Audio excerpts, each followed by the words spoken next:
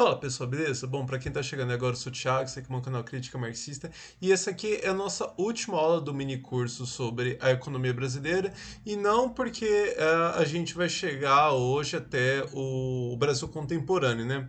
Eu comentei em vídeos anteriores, inclusive acho que na aula anterior do mini curso, né, que eu tinha decidido levar o mini curso até o final do governo Temer, e abrir uma nova playlist. Ainda não sei se vai ser no formato de mini curso, se vai ser num outro formato de vídeo, mas para discutir o Brasil contemporâneo, o Brasil do Bolsonaro.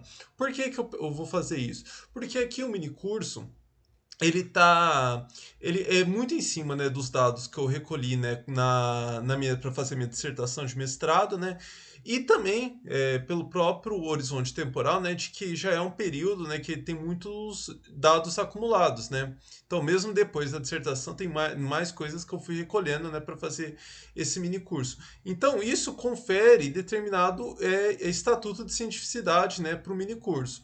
Para o período mais recente, principalmente porque alguns dados de 2019, antes da pandemia, já são muito diferentes daquilo que acontece depois da pandemia. Então é quase como se o governo Bolsonaro tivesse tido dois governos, todos muito desastrados, obviamente, terríveis, né? Mas com duas dinâmicas muito diferentes. Isso deixa até mais difícil fazer uma análise muito detida nos dados, como eu tenho feito até aqui. Não significa que não dá para a gente fazer análises, principalmente olhando para o quadro geral. Então, toda essa análise que eu vou fazer do Brasil contemporâneo vai pressupor, né? Eu vou beber aqui, né, nesses dados, nas grandes tendências, né, que eu fui apresentando ao longo do mini curso, né? E mais ali para principalmente pegando esses dados mais recentes, né? Pegando esse período mais recente, a gente não vai ter tantos dados assim para ir provando, né? Como eu estou fazendo aqui no mini curso. Então, por isso que eu decidi encerrar o mini curso nessa aula aqui no final do governo Temer e aí criar uma nova playlist lá para discutir o Brasil contemporâneo. Então, hoje eu vou pegar, né? Eu terminei a última aula, né? Aqui, que é quando estoura a crise da economia brasileira, e agora a gente vai ver cobrir esse período, né? De crise econômica e de crise política. A primeira coisa que eu quero enfatizar aqui, né? É de que todo esse desarranjo político que acontece pós 2015, pós 2014, na verdade, né? 2014 já foi um ano. 2013, na verdade, já foi um ano quente, né? Mas principalmente quando a gente olha para a política mais institucional ali, foi 2014 com as eleições e tal. Todo esse movimento ele se agrava, vira essa grande bagunça que vai culminar no Bolsonaro, por causa da crise econômica. A crise econômica é a tônica. Eu vi muita gente, principalmente na época, queria fazer uma defesa, né, das gestões petistas, falando não, a crise política é que gerou a crise econômica. Isso não é verdade. A gente pode discutir, e a gente vai fazer isso nessa próxima playlist, aquilo que era possível fazer de diferente, aquilo que foi feito de diferente, né? E mostrar que poderia ter gerado efeitos econômicos piores do que a gestão petista. Então, quando a gente diz que acontece uma crise econômica, isso foi algo que a gente viu longamente no mini curso sobre as crises econômicas, né? A crise econômica não é algo causado, né, simplesmente pela ação do Estado, né? O Estado, ele na verdade, ele aparece quase como sempre como o salvador, né, que para evitar que aquela crise vire algo muito monstruoso, né? Mas a crise, ela normalmente, ela acontece apesar, independentemente daquilo que o Estado está fazendo, né? De forma geral, a gente vai algo que se analise caso a caso para ver essas questões mais circunstanciais. Mas, de novo, o que a gente viu lá no curso do mini curso sobre as crises econômicas, né, que as crises elas são efeitos assim de longo curso, né, não algo que transcende, né, a ação ali política, né. Mas o que não significa que a ação política ela não tenha peso, né, é isso que a gente vai ver aqui agora. Então, para encerrar esse grande parênteses aqui, o que eu acho que seria interessante a gente ver aqui é que, por exemplo, tem a crise. A gente discutiu, né, como a gente chegou até aqui nas aulas anteriores e vamos discutir isso em outros vídeos ainda. Aí o que se espera aqui? É o que eu estava comentando, né? Que o Estado aparecesse, né, como esse ente salvador, né? E o início do segundo governo Dilma, né, por função de toda a pressão já midiática, de toda a pressão política já, começa indo na outra direção. Então não a Dilma decidiu não intensificar as medidas anticíclicas. Então, preocupado com toda aquela história dos gastos públicos, da crise fiscal, ela coloca lá o Joaquim Levy, né, como ministro da Fazenda, um cara muito mais aderido aos interesses, né, do capital financeiro. E aí segue uma linha, né, ao longo de 2015 muito diferente daquilo que ela tinha falado até em resposta às jornadas de junho, lá em 2013, que restrição de acesso ao seguro-desemprego e auxílio-doença, alterações de benefícios previdenciários, aumento das tarifas administradas, que ela tinha resistido em aumentar essas tarifas até as eleições de 2014. Então, há uma reviravolta ali na forma com que ela estava, a gestão da Dilma estava lidando com a perspectiva da crise. Quando a crise se consolida, quando a crise estoura, em função de todas essas pressões, ela opta por não enfrentar a crise com medidas anticíclicas, né?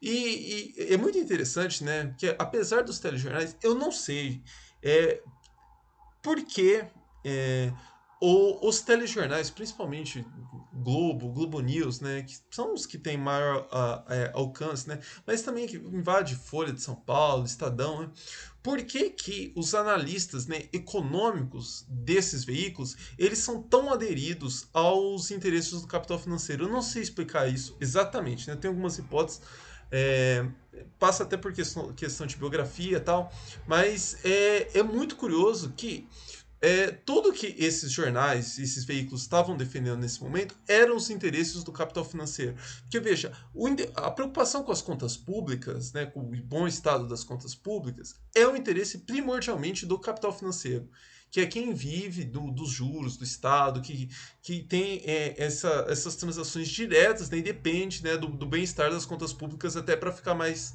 salvaguardado, né? Qual que era a preocupação do capital produtivo nesse momento? Para nem falar do capital financeiro, porque o capital financeiro precisa que a população esteja consumindo, né? Então, tirando o velho da van, que é um ponto fora da curva, não entende muito o que está acontecendo, o pessoal do capital comercial, né, apoiou de forma mais veemente ou menos veemente aquilo que a Dilma estava fazendo até 2014. Né? O capital comercial estava ok. Os dois pontos de choque eram o capital financeiro por conta das contas públicas e o capital produtivo, que é em função do aumento, né, dos salários, né, do nível salarial subindo acima do aumento da produtividade do trabalho. A gente falou sobre isso nos vídeos anteriores, né? Então, as grandes demandas do capital produtivo não era, não, ó, vamos salvar as contas públicas. Não, eu preciso de redução de custos trabalhistas, eu preciso de redução, né, de carga tributária. A única intersecção, né, mais direta do capital produtivo com as contas públicas e questão logística. Então, o pessoal gosta muito da expressão custo Brasil. Né? Custo Brasil tem muito a ver com logística. Desde para abrir um negócio, a questão de logística mesmo, de transporte. Né? Então, aqui eu até separei, né? Isso aqui, aquele gráfico né, que a gente comentou bastante nos vídeos anteriores, né? Que a produtividade do trabalho, que o salário estava crescendo mais que a produtividade do trabalho. Mas vejo que com todas essas medidas que a Dilma começou a tomar em 2015, gerou um tímido efeito ali sobre o salário médio real. Então, você vê ali uma pequena queda ali em 2015, né? Do salário. Isso vai persistir, mas de forma muito tímida em 2016 e 2017, né? Então, de novo, mostrando, né, indo na direção daquele longo parênteses que eu fiz no início, né, de que a intervenção estatal, né, ela tem muitos limites.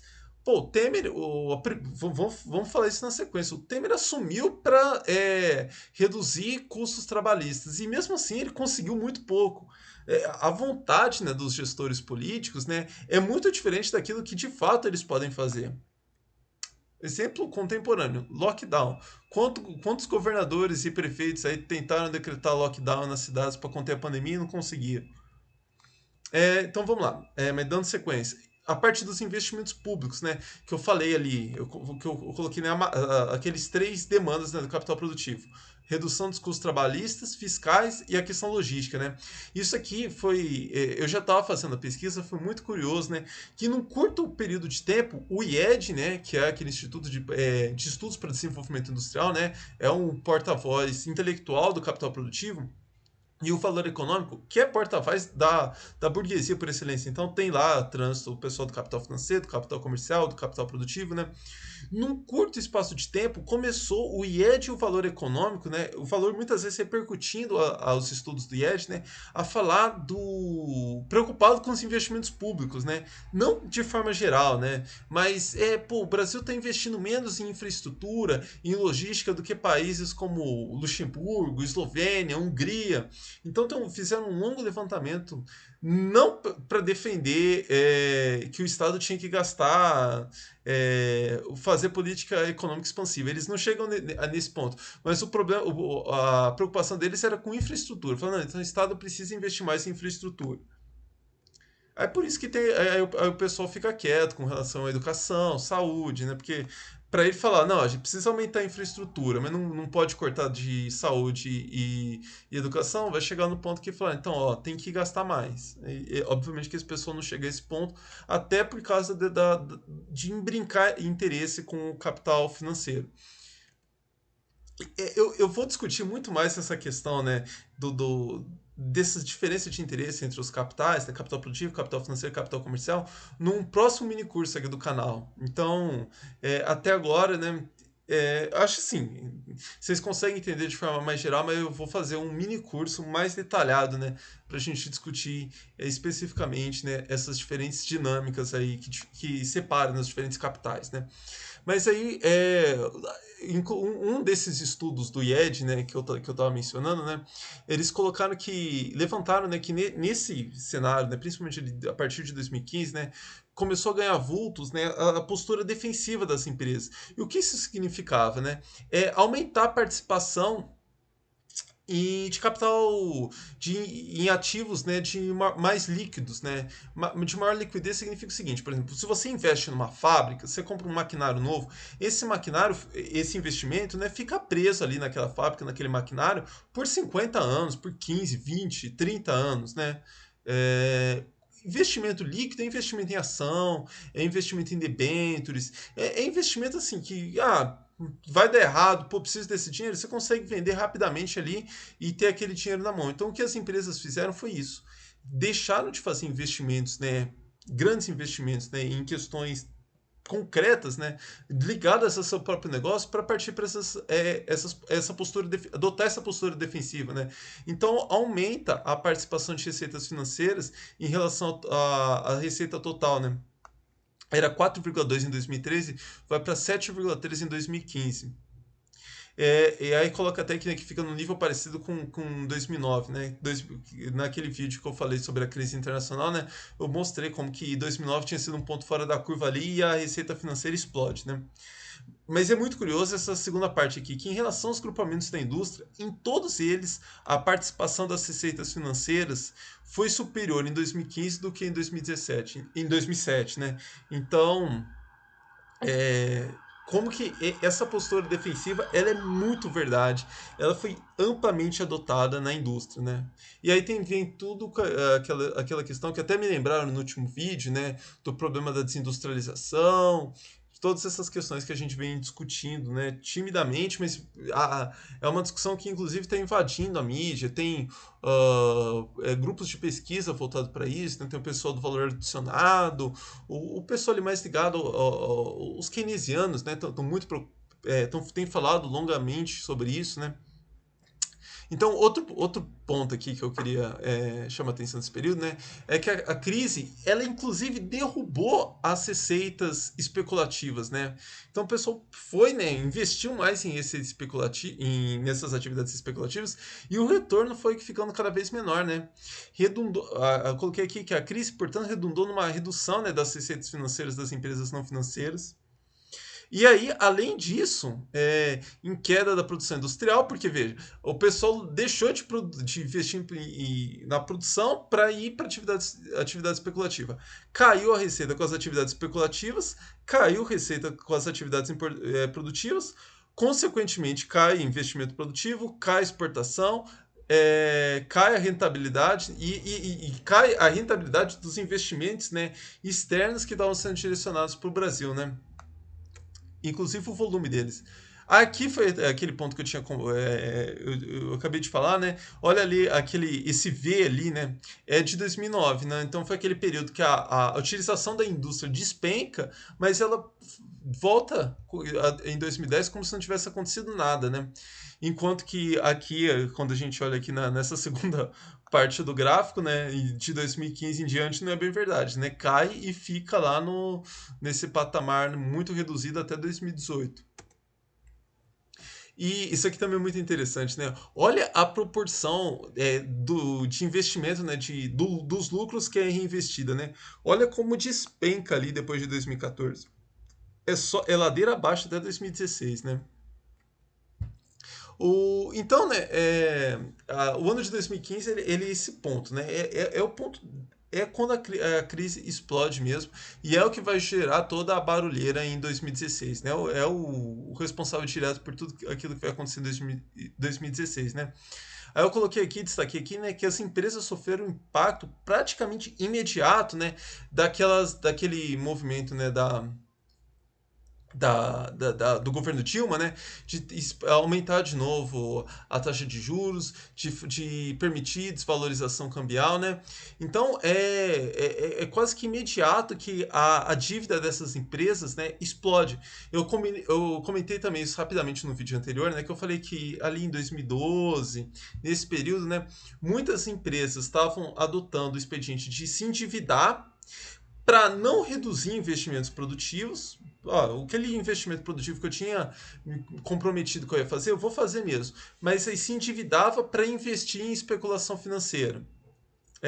Distribuir dividendos, né? Eu falei que isso era uma tendência muito forte nos Estados Unidos e que aqui no Brasil aconteceu num curto espaço de tempo e com algumas limitações e que ia dar muito errado. O muito errado foi isso aqui. Em 2015, essa dívida das empresas explode em função disso, de aumentar do aumento, né, da taxa de juros, a desvalorização cambial, né? Então aqui na segunda parte, a dívida acumulada do conjunto das companhias industriais, né, excluindo Petrobras e Vale, né, porque elas são tão maiores do que as outras que o IED ele utiliza muito esse dado, né, de excluir a Petrobras e a Vale para ver qual que era a tendência para o resto, né? A dívida acumulada então desse pessoal alcançou o pico da série em 2015, 393 bilhões, um acréscimo de quase 30% em relação a 2014. E aí a última cartada da Dilma, né, para tentar reverter esse quadro, foi as desonerações tributárias, algo que logo depois que ela foi impeachmentada, ela falou que tinha sido um grande erro, né? E eu vi o pessoal, eu não vi a entrevista do Lula, né? O Lula, eu tô gravando o vídeo no dia seguinte, ele deu uma grande entrevista para o Reinaldo Azevedo, mas ele tem outras falas dele aí que eu vi o pessoal repercutindo, eu não vi a fala dele mesmo, mas que ele estava fazendo esse meia-culpa também com relação a essas desonerações tributárias, né? E o que aconteceu foi algo até que eu comecei a comentar no último vídeo também. A Dilma decidiu, né, dar isenção tributária, né, para as empresas e pensando que as empresas iam pegar esse dinheiro e investir, né, e aí, portanto, reverter essa espiral negativa. O que as empresas fazem? Não investem, vão para esse dinheiro que elas deixam de ir para os cofres públicos é aquilo que elas vão utilizar para pagar endividamento ou para para alimentar aquela postura defensiva que eu estava comentando, né? Vai para a especulação financeira. E aí, enfim, a Dilma é impeachmentada, né, que, com todo esse cenário turbulento. E aí tem, quem lembra, acho que foi a capa da Veja, quando o Temer assume, né, era o plano Temer, né, que é falar, não, agora o problema era a Dilma, né, o Temer vai chegar e vai mudar tudo. E, na verdade, o governo Temer ele é uma sequência, assim, bastante a linha melódica é muito parecida com o que a Dilma estava fazendo, né? É só um tom acima. Então ele já assume lá com os projetos de terceirização das atividades fins, terceirização e restrição do serviço público, reforma da Previdência, flexibilização da legislação trabalhista. Mas veja, muito mais, isso foi muito mais falado do que gerou os efeitos que ele imaginava. A classe trabalhadora já estava na merda antes do Temer, então a situação dela piorou, obviamente que piorou. Tá? Eu comecei a mostrar ali a queda ali do nível salarial, né? Que até então os níveis salariais estavam aumentando, apesar da queda da produtividade do trabalho não estar acompanhando, né? Aqui o que a gente vê é uma queda, assim, é limitada até, não é uma queda assim abrupta, né? É monstruosa do nível salarial. Então a classe trabalhadora começa a perder padrão de vida, né? Mas curiosamente, o governo Temer ele adota uma postura muito mais incisiva com relação à política monetária. Então ele derruba a Selic de 14,25 para 6,5, né? Eu acho que a grande diferença do governo Temer é essa grande preocupação que ele teve em atender às demandas mais propagandeadas, né, do capital produtivo, né? Então, o capital produtivo estava endividado, ele vem de reduzir a Selic ali para tentar dar um jeito. Veio com esse discurso muito bem alinhado para reduzir custo trabalhista. Para aquelas desonerações tributárias que a Dilma começou, o Temer deu sequência e até, de novo, também subiu o tom. Então, a principal diferença, eu acho, é na política monetária, né? Mas curiosamente, né? O que ele fez? Ele falou: ó, vou apertar aqui e vou aliviar ali, né? Eu apertei para o capital financeiro reduzindo a Selic, porque a Selic em alta é interessante para o capital financeiro, mas então preciso dar uma aliviada, né, para o capital financeiro não ficar melindrado com ele, porque o Temer ele não assume achando que ele não ia conseguir disputar as eleições de 2018. E eu acho que ele tinha essa ilusão de que se ele conseguisse agradar todo mundo ali, a burguesia ia colocar ele por aclamação lá em 2018, né? Então ele falou: vou atender as demandas mais latentes do capital produtivo, né? Capital produtivo, lembra? Foi quem derrubou, foi quem mais fez barulho para derrubar a Dilma, né? O pato da Fiesp, né? Só que ele também tinha que tomar algum cuidado com o capital financeiro. E aí o que ele faz?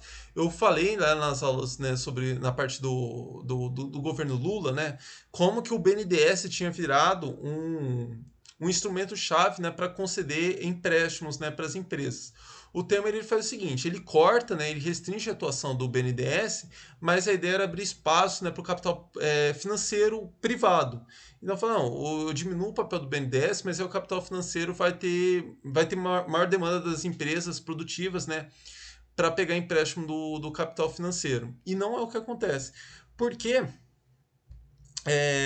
o capital financeiro no Brasil ele tá tão acostumado com ganhar muito com um risco baixo, que é a dívida com a dívida pública, que o capital financeiro ele não compra a causa do capital produtivo no Brasil. Tanto que, vamos ver se já está aqui no slide seguinte, em 2017 a Fiesp estava até ali 2016 tentando derrubar a Dilma. Derrubou a Dilma, a situação não melhorou, aí eles começaram a reclamar do capital financeiro, né? Então, como tem uma série de textos, até de apresentações, né, que a Fiesp fazia lá o pessoal da indústria, né, falando: não, ó, tem uma forte redução ali no volume de crédito ofertado pelo BNDES, reduziram a taxa de juros, né, e era para o capital financeiro oferecer empréstimo para a gente mais barato. E o que eles estão fazendo é só aumentando o spread, né, que é a margem entre o custo de captação do capital financeiro, né, do que eles têm para captar os recursos, né, e para passar esses recursos por empréstimo, né, para as empresas. Então essa diferença é o spread, né? O que o capital financeiro fez foi aumentar esse spread, gerando a indignação lá da Fiesp. Então, na prática, o resultado do governo Temer foi muito próximo àquilo que estava acontecendo no segundo governo Dilma, né? Continuou, né, essa tímida redução salarial dos custos trabalhistas, que significou um aumento muito tímido na margem de lucro. Então, a margem de lucro das empresas sobe de 1,4% para 3,7%, muito abaixo de 8,5 registrado em 2010, né, que já era um patamar abaixo do que estava sendo registrado ali em 2017. e a queda da sexta para a nona posição, né, no ranking dos 10 maiores destinos para investimento global. Né? Então, também que era aquela ideia de que no Brasil ia recuperar, ia se tornar de novo um ponto de atração dos investimentos internacionais. Né? E não foi isso que aconteceu. Bom, então, com isso aqui a gente encerra o mini curso.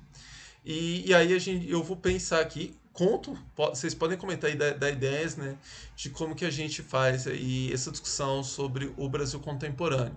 Mini curso, porque para eu deixar claro, né, o formato de mini curso, né, aí seria, né, com esse padrão inferior de cientificidade, né, porque a gente não tem esses dados, mas seria com esse conteúdo mais fechado. A outra opção é eu, por exemplo, fazer um vídeo comparando com a China, fazer uma série de vídeos assim mais flexíveis, né? Conforme for aparecendo sugestões, conforme eu vou tendo ideia, né? Eu vou tentando fazer essas aproximações. Eu espero que vocês podem opinar aí para me ajudar a pensar qual vai ser o jeito mais interessante de fazer cobrir esse período recente. E aí, em breve, eu começo o mini curso, né, que eu comentei, né, pegando essa parte das diferenças entre capital financeiro, capital produtivo, capital comercial, entre quem são os gestores do capital, né? Que aqui seria muito interessante se eu tivesse feito esse mini curso antes para poder entrar um pouco mais em detalhes, né? Nessa dinâmica decisória desse pessoal, gestores do capital produtivo, gestores políticos, né? Os gestores políticos eu acabei comentando com bastante detalhes, né? Que isso a gente já tem uma cultura, né, de se preocupar muito com aquilo que os gestores políticos estão fazendo, né? Inclusive, né, exagerando um pouco quando a gente pensa aquilo que eles podem fazer, né? Enquanto que os gestores lá do capital privado, né, os gestores do capital produtivo, do capital financeiro, né, a gente não tem o costume de ficar analisando o que esse pessoal está fazendo, e enquanto que em muitos casos aquilo que eles estão fazendo é muito mais relevante para ditar os sumos da economia. Bom, gente, então é isso. Curta o vídeo, comentários de engajamento, me ajuda a pensar essas questões aí para os próximos passos. Cansei, hein? Um abraço e até a próxima.